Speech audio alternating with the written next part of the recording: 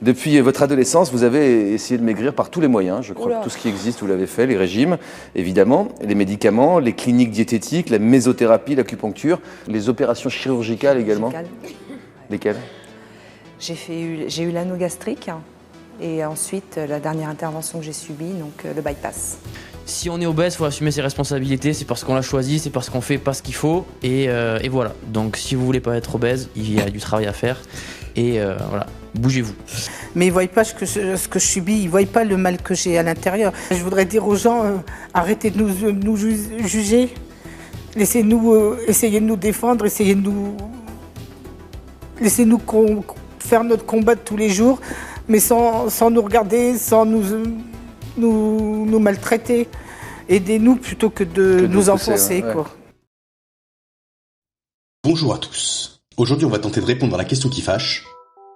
L'obésité est-elle un choix ? Dis-leur que j'ai une ossature lourde, dis-leur que dans la famille, on est toujours gros quand on est petit et qu'on maigrit quand on grandit. Oh, Poussin, ce sont des mensonges, tu es simplement gros.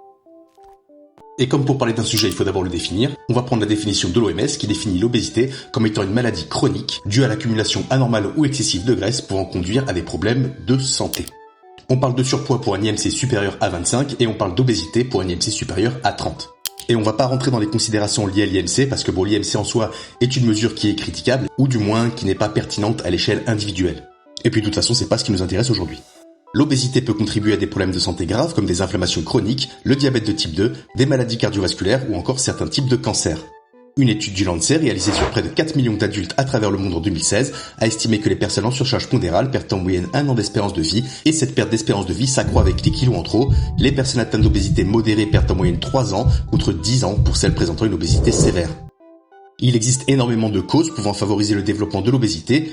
Et avant que les beaufs ne débarquent en commentaire pour nous bombarder de mèmes à base de Magalax qui nous parle de sa génétique tout en s'empiffrant de Ben & Jerry pendant qu'elle regarde Emily in Paris, je vais ouvrir une parenthèse pour que tout le monde comprenne bien de quoi on parle quand on parle de ces influences génétiques. Et oui, pour mettre la main sur les gènes, il faut aller fouiller à l'intérieur de la cellule. Il existe plusieurs catégories de mutations dont les processus peuvent être liés à l'appétit, au métabolisme ou au stockage des graisses. Par exemple, les mutations dans le gène MC4R, qui code pour le récepteur de la mélanocortine 4, sont les plus fréquentes dans l'obésité monogénique. Elles se retrouvent chez 5 à 6% des enfants obèses dans les populations occidentales. Ce gène régule l'appétit en agissant sur l'hypothalamus et peut altérer la sensation de satiété, favorisant des comportements alimentaires tels que l'hyperphagie, c'est-à-dire une consommation excessive d'aliments. Il existe aussi des mutations dans le gène LEP ou sous récepteur LEPR qui code pour la leptine, une hormone impliquée dans la régulation de l'appétit. Ces modifications peuvent entraîner une absence de production de leptine ou une insensibilité à son action et donc là encore pousser à la surconsommation alimentaire. Enfin, il existe des mutations qui influencent le métabolisme énergétique, modifiant les préférences alimentaires en faveur d'aliments riches en calories et pouvant altérer la sensibilité à l'insuline et réduire la dépense énergétique. Et on n'a pas parlé de tous les troubles qui peuvent aggraver le risque d'obésité, comme les perturbations du fonctionnement de l'hypophyse ou de la thyroïde, ou des troubles cérébraux associés à l'anxiété qui augmentent les comportements impulsifs et la difficulté à contrôler ses pulsions alimentaires. Mais ces prédispositions, elles ont toujours plus ou moins existé dans les populations. Une prédisposition, comme son nom l'indique, c'est un facteur qui augmente la probabilité de développer certaines conditions en fonction d'un contexte, le plus souvent environnemental. Car ce sont bien ces multiples influences environnementales qui vont en grande partie déterminer notre évolution et nos choix. Et c'est de ça dont on va parler aujourd'hui. Générique. Depuis plusieurs années, la consommation de produits dits de malbouffe ou junk food en anglais a connu une augmentation significative. Très significative. De 1961 à 2009, on observe une augmentation de la consommation calorique mondiale, et particulièrement pour les graisses et le sucre, qui a explosé au cours du XXe siècle, notamment avec l'introduction du sirop de glucose à haute teneur en fructose, ou HFCS, dans les années 1970. Développé par l'industrie américaine pendant l'embargo sur le sucre cubain après 62, le HFCS est rapidement devenu omniprésent dans l'industrie agroalimentaire, devenant une alternative économique au saccharose, notamment en raison des subventions accordées aux producteurs de maïs et des tarifs douaniers sur le sucre importé. En 1975, le nombre d'adultes obèses dans le monde était d'environ 100 millions. Et en 2016, ce chiffre est passé à 671 millions, soit une multiplication d'un facteur 6 en 40 ans. Depuis 2018, plus d'un adolescent sur 5 est considéré en surpoids ou obèse, et la même année, les Français ont consommé plus de 1,5 million de tonnes de snacks et de produits sucrés. Hors boisson. Juste... voilà. D'ailleurs, selon l'INSEE, 15% des personnes déclarent grignoter très souvent entre les repas, comportement observé chez 29% des jeunes, et peut-être que toi, là, actuellement, tu es en train de grignoter pendant que tu regardes cette vidéo. La proportion d'aliments ultra transformés dans l'apport calorique quotidien varie considérablement d'un pays à l'autre. Aux États-Unis et au Royaume-Uni, ces aliments représentent plus de la moitié des calories ingérées, tandis qu'en Europe, une tendance nord-sud se dessine. Les pays du Nord comme l'Allemagne et la Suède affichant une consommation plus élevée que les pays du Sud comme l'Italie et l'Espagne. Mais si tout le monde s'accorde à dire que la malbouffe c'est pas ouf et qu'être en mauvaise santé, Par le pied. alors pourquoi on en consomme autant ? Au cours de l'évolution, nos ancêtres ont dû faire face à des périodes de famine et d'insécurité alimentaire. Les comportements étaient donc orientés vers la recherche et la consommation d'aliments riches en énergie, principalement en sucre et en graisse, qui sont rapidement utilisables par le corps. Ces ressources étaient rares dans leur environnement, ce qui a conduit à la mise en place de mécanismes biologiques qui récompensent leur consommation par des sensations de plaisir intense. Celui qui dit qu'il l'a fait, je lui offre un sandwich. Le système de récompense du cerveau, qui repose sur la libération de dopamine, a donc évolué pour nous inciter à manger ces aliments énergétiques, afin d'éviter de manquer de calories en cas de pénurie. Certaines études montrent que des aliments ultra transformés peuvent déclencher la libération de dopamine dans des zones spécifiques du cerveau, notamment dans le noyau accumbens, qui joue un rôle clé dans la gestion de la récompense et de la motivation. Les aliments riches en sucre ou en graisse activent des zones cérébrales similaires à celles stimulées par les drogues addictives, renforçant ainsi notre désir d'en consommer davantage. Le problème, c'est qu'une consommation régulière de malbouffe peut perturber ce système de récompense, rendant le cerveau moins sensible aux signaux de satiété et augmentant le besoin d'en consommer, ce qui entraîne un cercle vicieux où le cerveau recherche systématiquement le plaisir instantané, créant une forme de dépendance comportementale à la malbouffe. Et je parle bien de dépendance comportementale à la malbouffe, pas d'addiction au sucre. Les personnes consommant fréquemment de la junk food développent des habitudes alimentaires qui favorisent cette recherche de gratification rapide, ce qui peut rendre difficile la prise de décision alimentaire saine à long terme. Des études chez les animaux ont également montré que des régimes riches en graisse et en sucre peuvent induire des perturbations dans le contrôle de l'appétit, aboutissant à une hyperphagie, même en l'absence de faim physiologique. En outre, il est extrêmement facile de consommer de la junk food en grande quantité. D'une part parce que ces aliments sont étudiés pour être particulièrement agréables en goût et en texture, ce qu'on appelle la palatabilité, et qui contribuent à l'activation du circuit de la récompense. La combinaison de graisse et de sucre a tendance à perturber la sensation de satiété, normalement régulée par des signaux complexes entre le tractus gastro-intestinal, le cerveau et les hormones impliquées dans l'appétit. Les sucres raffinés vont provoquer une élévation rapide de glucose sanguin suivie d'une chute brutale, ce qui peut entraîner une sensation de faim peu après avoir mangé. Pour ce qui est des graisses consommées en grande quantité, elles ralentissent la vidange gastrique sans activer les signaux de satiété aussi fortement que les protéines ou les fibres, qui sont d'ailleurs quasi systématiquement absents des produits ultra transformés, et qui sont pourtant un nutriment essentiel à la sensation de satiété. Manger des fibres. Plus vicieux encore, les effets combinés du sucré salé amplifient la palatabilité et perturbent davantage les signaux de satiété. Les aliments sucrés et salés activent conjointement plusieurs systèmes de récompense dans le cerveau, avec une grosse décharge de dopamine, les rendant encore plus irrésistibles. Et puisqu'on vit dans une saucisse où le stress et l'anxiété nous attendent dès la sortie du plumard, il va être essentiel de comprendre l'impact des facteurs psychologiques et sociaux sur notre rapport à la malbouffe. Il est somme toute très logique que nos états émotionnels et psychologiques aient une incidence forte sur notre consommation d'aliments réconfort, un phénomène parfois appelé récompense alimentaire ou réconfort alimentaire. Une étude menée par Van Strien en 2018 montre que face à des émotions négatives, nous sommes plus enclins à nous tourner vers des aliments riches en calories pour atténuer celles-ci. Une sorte de compensation émotionnelle rapide qui soulage momentanément la détresse psychologique. Ce mécanisme de gestion du stress, qu'on appelle aussi mécanisme de coping, peut être très contre-productif à long terme, puisque le soulagement éphémère procuré par la malbouffe ne règle pas les causes sous-jacentes du stress ou de l'anxiété. Et comme exploiter les faiblesses humaines, c'est un truc qu'on sait très bien faire, il n'y a aucune raison qu'on s'en prive. Ah, tout de suite des insinuations. Selon une étude menée par Kantar Media, une agence spécialisée dans la stratégie de marque, les restaurants ont investi pas moins de 5,87 milliards de dollars en publicité en 2011. En 2012, McDonald's à lui seul a alloué 1,37 milliard de dollars à ses campagnes publicitaires, dans le but d'influencer les comportements alimentaires des consommateurs à travers des stratégies de marketing ciblées. Non, la pluie de ma mère, on va à Quick, wesh! J'en prie des burgers! Non mais la pub ça fonctionne pas sur moi, je suis pas manipulable. Ces investissements publicitaires ont un impact significatif sur les comportements alimentaires, en particulier chez les jeunes. En 2015, une étude menée par des chercheurs chiliens a révélé que les campagnes publicitaires augmentent considérablement la notoriété des marques de malbouffe chez les enfants de 12 ans en utilisant des outils de communication puissants comme des logos, des couleurs vives, des personnages animés et des mascottes pour capter l'attention. On va avoir des produits multicolores qui crépitent sous la langue avec des mascottes, des personnages de dessins animés en face avant de l'emballage, des petits jeux, des places de concert pour des parcs d'attractions à gagner. Tout ça, en fait, c'est vraiment destiné à attirer les enfants et ça les incite à consommer des produits qui sont mauvais pour leur santé et ça engendre des habitudes alimentaires qui ont des conséquences tout au long de leur vie. En premier lieu, le surpoids et l'obésité infantile. Les réseaux sociaux ont permis aux marques de créer une vraie fidélité auprès de leurs clients. Par exemple, la page Facebook de Coca-Cola compte 109 millions de fans et celle de McDonald's en a 82 millions. Ce qui leur permet d'une part de maintenir l'engagement de leur clientèle, et d'autre part, cette connexion directe et massive avec les consommateurs du monde entier facilite leur implantation dans des pays au mode alimentaire très différents, bouleversant au passage les habitudes nutritionnelles des populations. Non, c'est bon. Je vais goûter, c'est la fraise. Moi, je suis un peu gourmand. Hein. C'est trop bon. En Afrique du Sud, l'arrivée des fast-foods a fait exploser la quantité de graisse ingérée. Un repas dans une zone urbaine où les fast-foods sont présents peut contenir 3 fois plus de graisse qu'un repas traditionnel. Sur l'île de Nauru, je sais pas comment ça se prononce. Dans le Pacifique, en seulement 20 ans, le taux d'obésité y a explosé au point qu'aujourd'hui, le pays est au même niveau que le Mexique, dépassant même les États-Unis. Ce qui m'amène au dernier point de pourquoi est-ce qu'on mange de la malbouffe alors que c'est caca, j'ai nommé les conditions socio-économiques.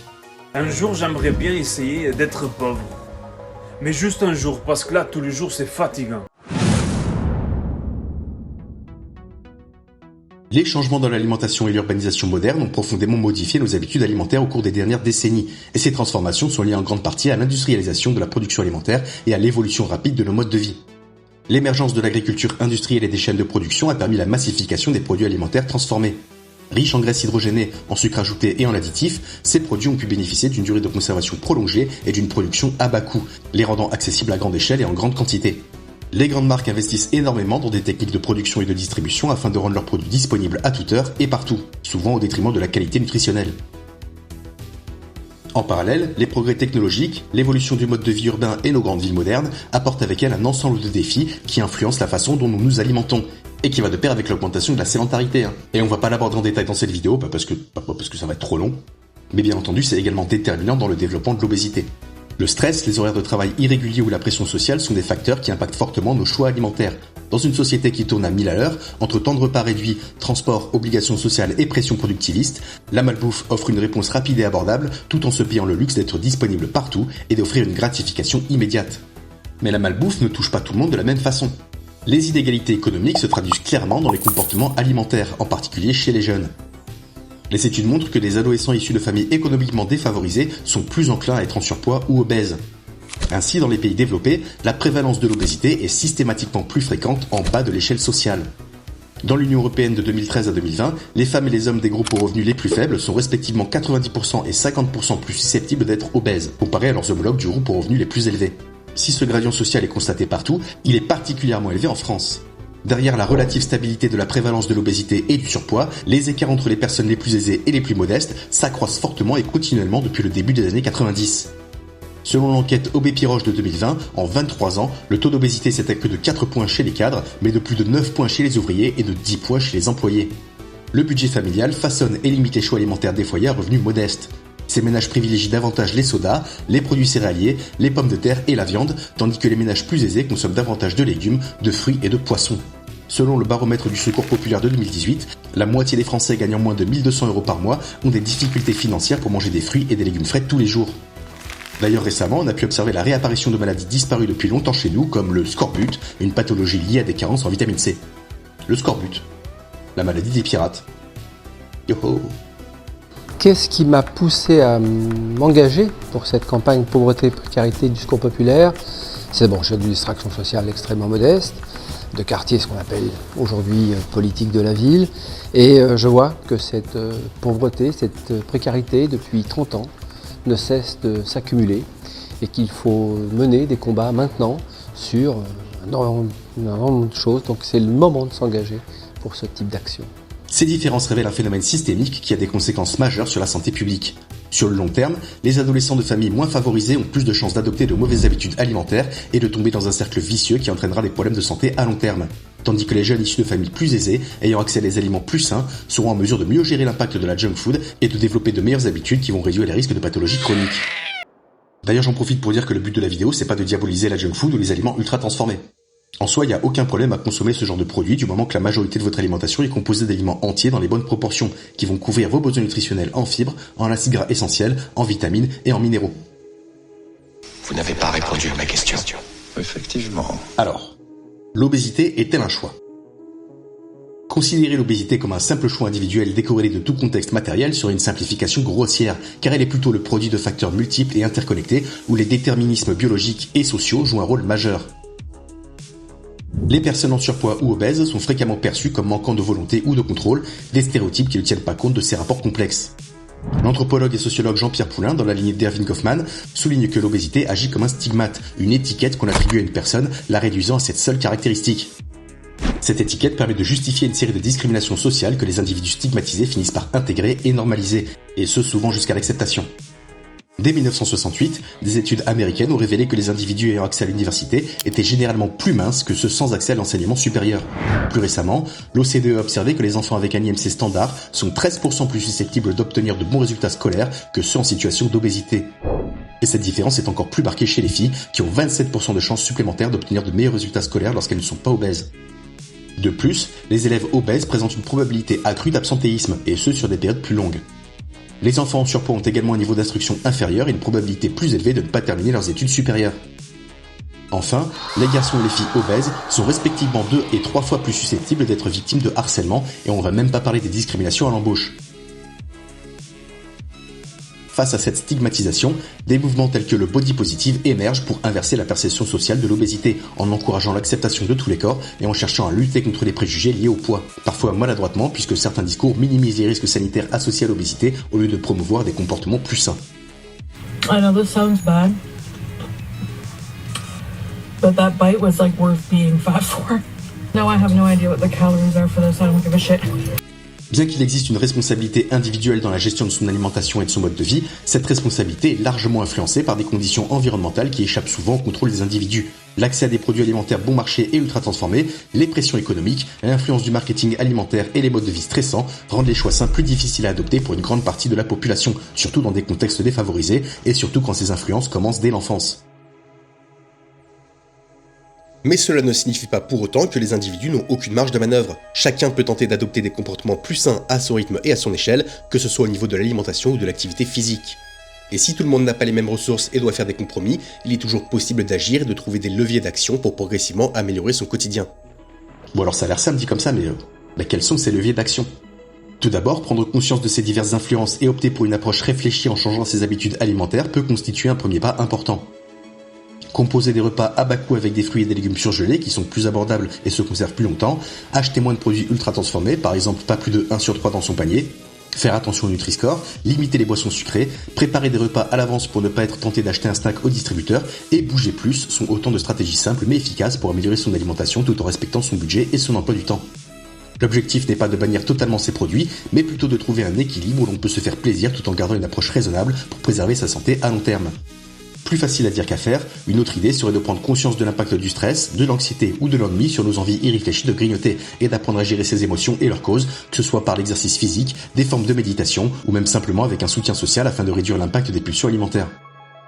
Enfin, il existe également des stratégies de politique publique pour contrer ce phénomène comme des campagnes de sensibilisation nutritionnelle, des réglementations strictes au niveau du marketing alimentaire pour limiter la publicité ciblant les enfants et les adolescents, une amélioration de l'accès à des aliments sains, notamment dans les zones urbaines sensibles, ou encore des politiques fiscales incitatives comme l'application de taxes sur les boissons sucrées et les aliments riches en graisses saturées, combinées si possible à des subventions pour les aliments plus sains. Aujourd'hui, on va travailler plus sur la solidarité alimentaire. Et là, le risque de la solidarité alimentaire, il est bien connu. C'est que souvent, ce qui est mis à disposition des gens qui sont les plus précarisés, c'est les rebuts, les restes. Et nous, on veut inverser la vapeur, on va aller choisir et chercher l'alimentation pour mettre à disposition à ces personnes qui ont moins de moyens. Leur dire que c'est possible aussi qu'ils aient accessible au bio, aux produits à transformer. Il faut juste qu'on crée les bonnes passerelles et les bonnes connexions. Et si vous avez d'autres idées, je vous laisse en discuter en commentaire en restant courtois. Et je vous invite à me dire ce qui selon vous influence le plus nos habitudes alimentaires, la société, la biologie ou notre seule volonté. N'hésitez pas non plus à faire le choix de vous abonner à cette chaîne si cette vidéo vous a plu. Et suivez-moi sur Instagram, on parle de sciences du sport et de nutrition. Et sur ce, on se retrouve bientôt. Allez, c'est l'heure, Son Goku, ils vont commencer à s'impatienter. Oui, j'arrive.